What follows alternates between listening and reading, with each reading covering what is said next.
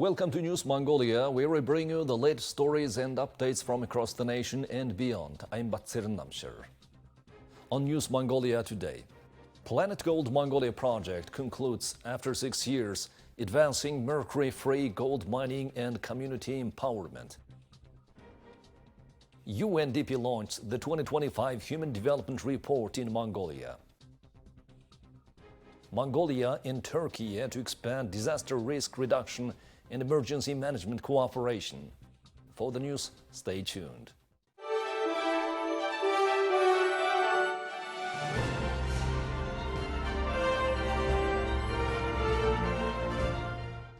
On May 20th, the Planet Gold Mongolia project officially concluded after 6 years of dedicated work promoting mercury-free, formalized and inclusive artisanal gold mining. The project made significant progress in environmental protection and miner empowerment in several provinces. This project shows how coordinated action and innovation can protect the environment and improve livelihoods in Mongolia's mining communities.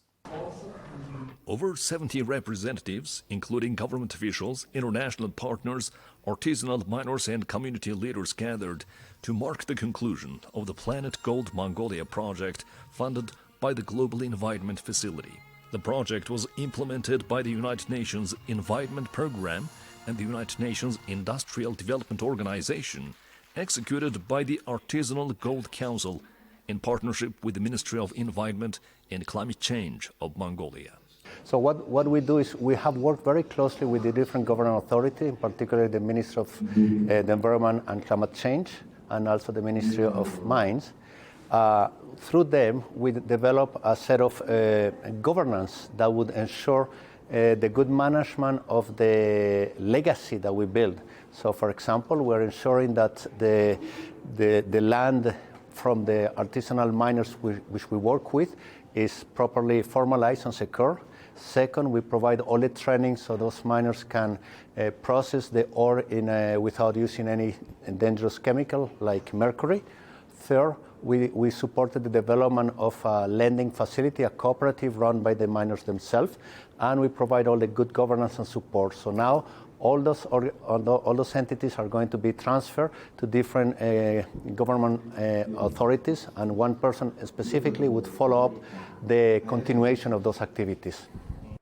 The project focused on supporting Mongolia's commitment to the Minamata Convention by introducing mercury-free technologies and promoting responsible artisanal and small-scale gold mining. Among the key achievements are 2 mercury-free processing plants in Siling province that increased gold recovery by up to 70% and prevented about 58 kilograms of mercury use annually. The project supported Mongolia's obligations under the Minamata Convention, which the country joined in 2015, focusing on reducing mercury use in artisanal and small-scale gold mining. Formalizing these operations is key to solving mercury-related issues. We implemented activities under 4 main components, and while the project ends successfully, national stakeholders must continue efforts, especially in formalization.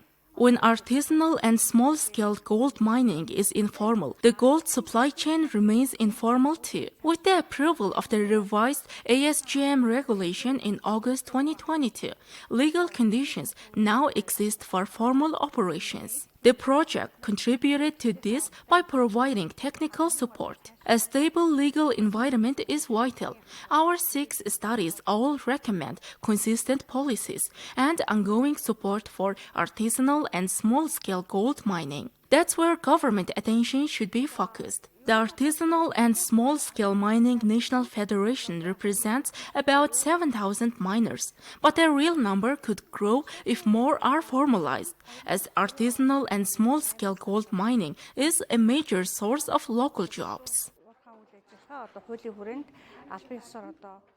More than 3,500 people, including miners and officials, were trained in areas such as legal compliance, occupational safety, environmental rehabilitation, and gender equality.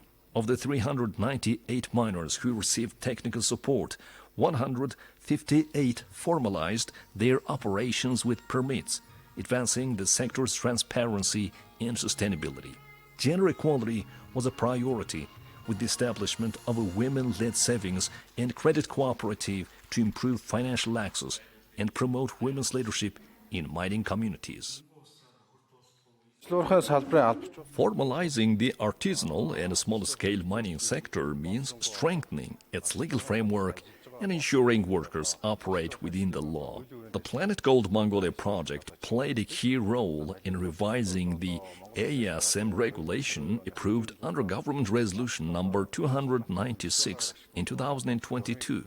Thanks to this, informal miners are now recognized as artisanal miners. The current goal is to advance them to the level of responsible miners. The Artisanal and Small-Scale Mining National Federation has drafted proposals to include ASM-related provisions in the Minerals Law and 6 other related laws. These proposals have been submitted to the Ministry of Mining and Heavy Industry and parliamentary working groups. Relying only on government regulations has stalled the sector, especially when the state officials fail to act. That's why we now seek legal provisions to ensure long-term stability and accountability in ASM. The project also produced 6 studies of Mongolia's legal framework, gold trade, and socio-economic conditions to support evidence-based policies, reaching over 1.6 million people through media campaigns. As the Planet Gold Mongolia project closes, it leaves behind stronger institutions, empowered communities, and a solid foundation for a safer, more sustainable future in Mongolia's artisanal and small-scale gold mining sector. On May 20th, the United Nations Development Programme launched its 2025 Human Development Report in Mongolia. This year's report warns of a global slowdown in progress and highlights the urgent need for people-focused strategies, especially in the age of artificial intelligence.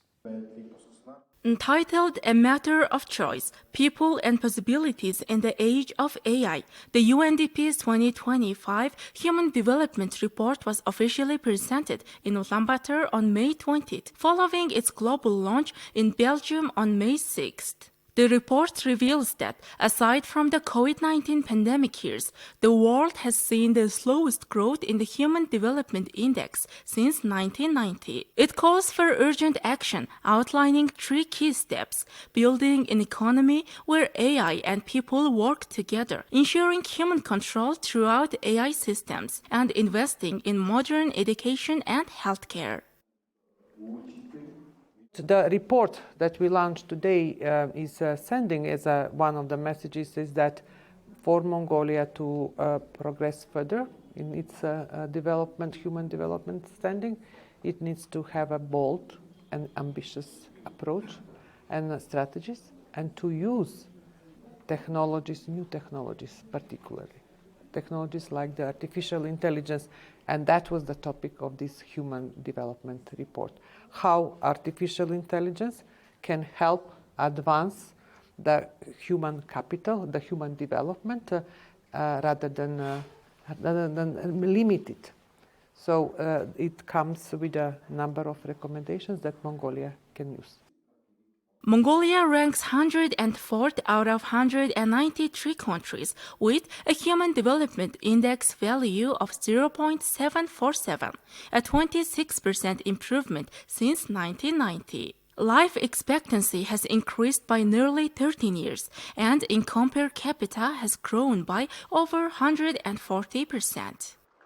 This report is not a report that is sort of predicting all the different things that AI can do in education and healthcare. We don't have a crystal ball. There will be many other things that are coming, but what this report really calls for is that Mongolia, together with many other countries, prepare themselves to be able to be in a position to take advantage of the benefits of AI when they occur. Because there is a real risk that if Mongolia is not advancing quickly enough, that it will fall behind. And one of the real risks about AI is, in our view, the potential for greater inequality. Inequality within countries, but also between countries. So it is really I think while AI offers us tremendous opportunities to accelerate human development in education and healthcare, it also poses a risk which is not moving fast enough. And what Mongolia needs in this department is two things: imagination and determination. Despite these gains, the report warns that inequality is growing. While most global respondents are optimistic about AI's potential, access remains unequal, especially in developing nations like Mongolia. Today, the Human Development Report is being presented in Mongolia, marking its 35th edition. Compared to last year, Mongolia has moved up one rank.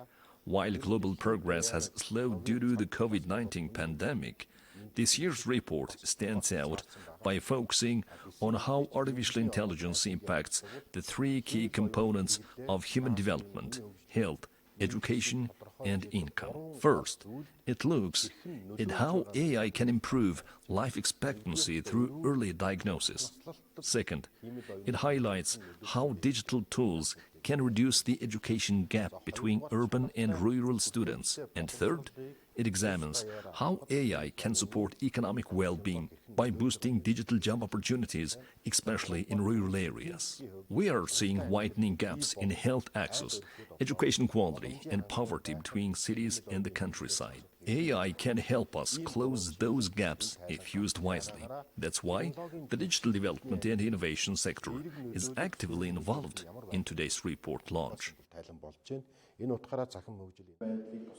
At the launch event, Mongolian officials and experts joined a high-level panel to discuss how the country can harness AI to expand opportunity and ensure digital transformation doesn't leave anyone behind. UNDP's message is clear. AI's impact depends not on its capabilities, but on how we choose to use and govern it.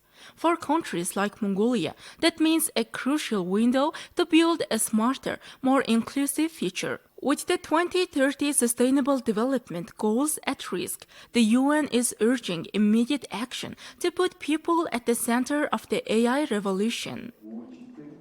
Now let's take a look at Mongolia's current affairs.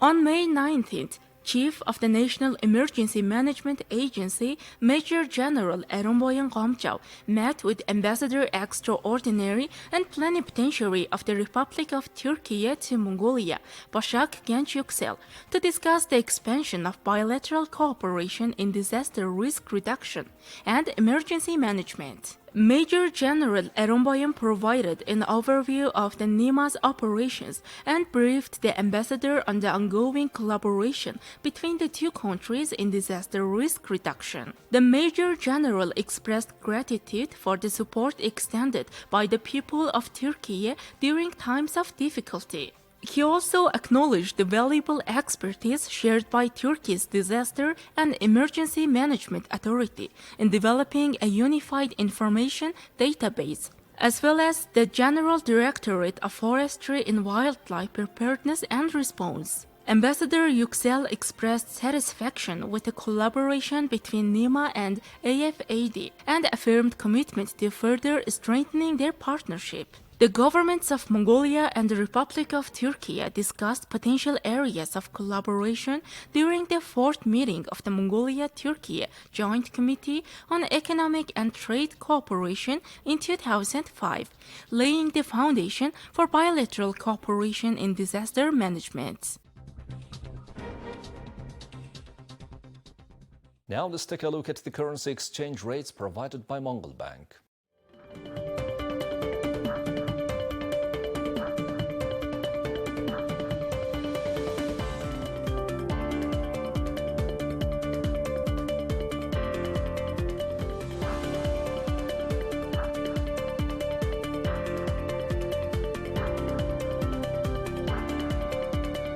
Well, that's all for today. Thank you for staying with us. We'll see you tomorrow with more news and updates. Goodbye.